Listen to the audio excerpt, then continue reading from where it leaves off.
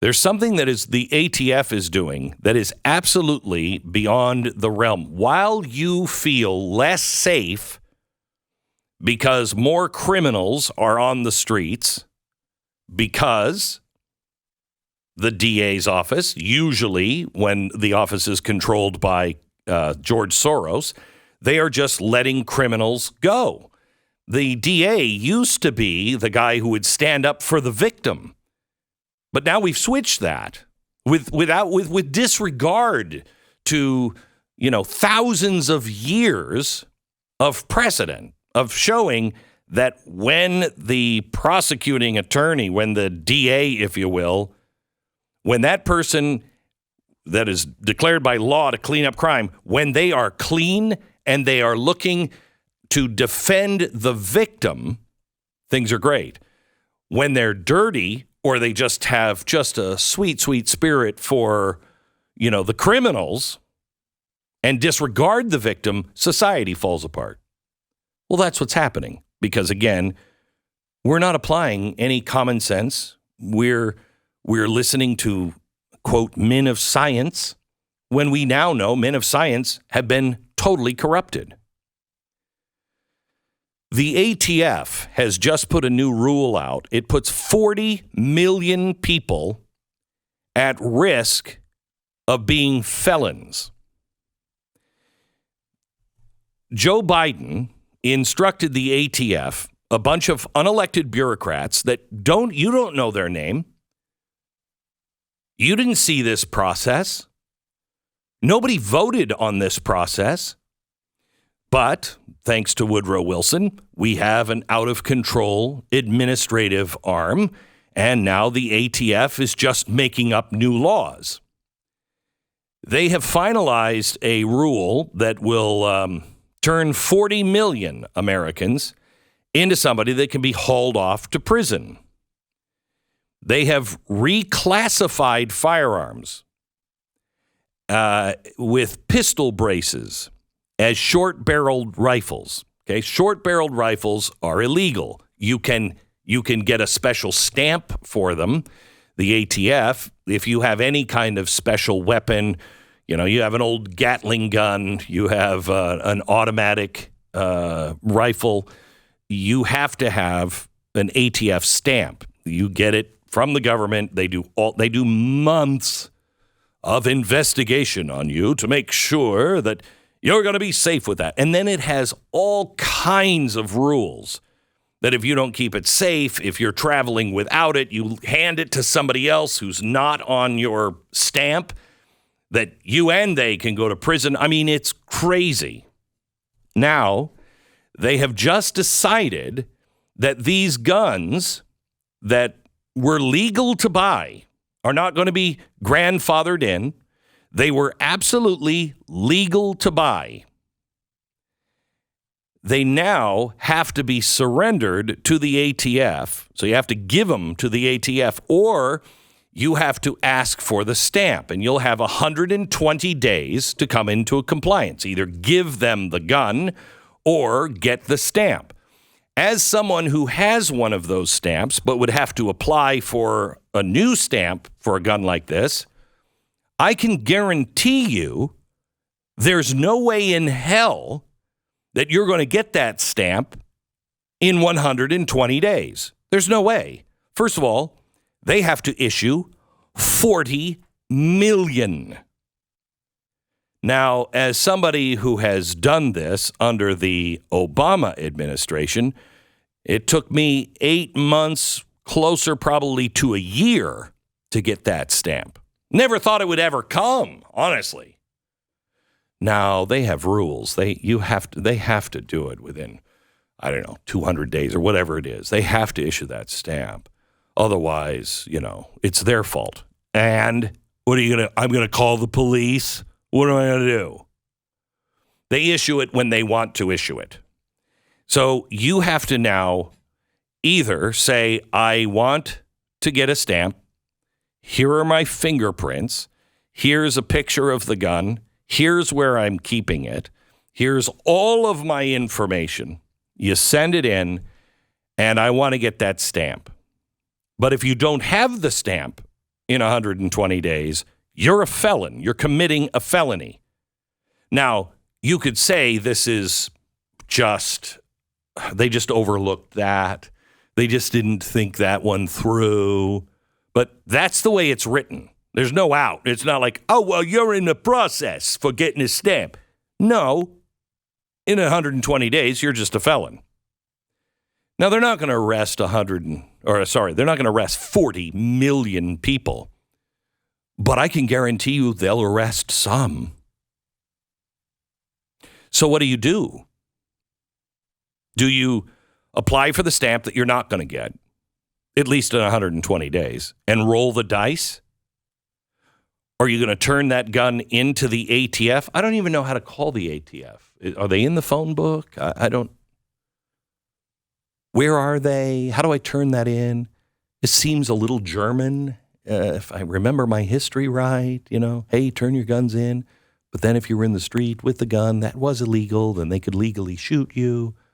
I kind of remember something like that. I'd like to make sure that doesn't happen again. How do you do that? And are they going to have 40 million people do it? By the way, this is just the gateway drug. This is just the gateway, okay? This isn't a machine gun or anything else.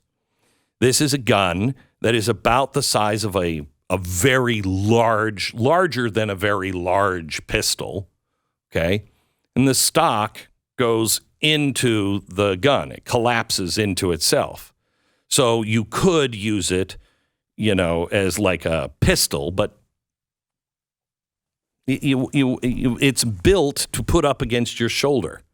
And anybody who knows anything about guns, if you're using one of these, you better just be spraying everything with bullets because you're not going to be very accurate. And they're not machine guns, so you're not spraying them. Anyway, these were perfectly legal. Now it's 10 years in jail and a $10,000 fine. So you just have to reclassify now. I don't remember anything where we've ever done this before. Maybe we have. If anybody can remember, I'd love to hear from you, but I don't think they've ever done this before. It's always been grandfathered. And this also seems like the type of thing we have a big debate about. We have a bill that's proposed. It goes through a process. People need to vote on it. Like, what is this process? All of a sudden, this stuff, there's just 40 million illegal people they've created out of thin air? That seems like that doesn't seem like how our government runs. Is there a court challenge that we can? No, and I think that's what people are waiting for is a court challenge. But luckily, all my guns. Unfortunately, all my guns. Yeah, you said luckily. What you meant was unfortunately. Unfortunately, all your guns. What? All my guns are at the bottom of a lake. I was up. I was gonna take them and throw them off the top of Mount Crumpet. Really? Yeah, just take those guns and dump them. And on the way, they just slid down and they all went to the bottom of this lake. Do you remember which lake? We could look for. I can't. It was somewhere around Mount Crumpet. Okay, we could just look that up. That's at least where I remember the name, but it might not have been the name of the mountain. I don't know. I've got to call and report those all at the bottom of the lake. I just don't understand. Again, there are these protections, but like the Second Amendment, I think quite clearly protects these things. You can't do this. I think we've already done far too much. The process you had to go through should not have existed in the first place. And I think, there have been attempts to overturn things like the automatic weapons ban, for example, which again, you can say you don't want automatic weapons in this country. It's a very maybe even sensible view. However, you can't just overwhelm constitutional amendments with what you want. So, but this is the problem here. No matter what Joe Biden says, and no matter what, common sense would tell you, and only the people without common sense will tell you common sense says this. Joe Biden, you're going to need F-16s and you're going to need tanks to fight the United States. Really? Because the Taliban did a pretty good job? They're back in power. Who would have thunk it? They didn't have F-16s. Well, they do now, obviously. Well, because we left it there. But still, at the end, if you just have some old weapons that barely function, you can beat the United States, and then you get the good stuff at the end. It's really difficult to go door to door to take out a population that is at war with you. By the way, of course, this is a ridiculous scenario. That's what they want you to do. They want you to believe, like, think of yourself and look down your driveway, and here comes a bunch of tanks, and all you have is this gun. You can't do anything. Oh, then that situation would be very difficult. But, of course, going door to door and trying to clear a city of people fighting back against you, which obviously this is all stuff we hope never, ever occurs, and would only occur if they went down this road even farther, right? The people would not... we're not at the verge of, as much as it feels like it at times, we're not about to have a civil war. Let's calm down a little bit here. Let's not have a civil war. That's really, really bad. You really, really don't want to be at war with your government. It's really, really bad. Doesn't usually work out for anybody ever. It's really terrible. But like this idea that you can't stop a more powerful force with small arms. It's just not ridiculous. It's not true. And like what? Yes, I guess in How theory. About David and Goliath? Yeah, it's kind of a fundamental story to the human experience. But I mean, what are you going to do? Yes, you could, I guess, nuke every single city, right? You could nuke everyone and kill all your allies and your opponents, right? And then what are you ruling over? A nuclear wasteland? Like I don't understand. This is just a ridiculous argument to make you not think. Having the ability to protect yourself against a government that could go into tyranny is exactly why you don't have tyranny. That's why it happens, because you have that ability. It's why we are still on the same constitution from hundreds of years ago, and every other country on earth has switched numerous times. This is an important part of our culture and our foundation, and we need to keep it. Yeah, I just don't understand. Other than they are trying to disarm you. The only reason why we haven't fallen into real tyranny is because the government still kind of fears you. Okay, used to fear you at the election, at the ballot. I'm not sure that really is there anymore.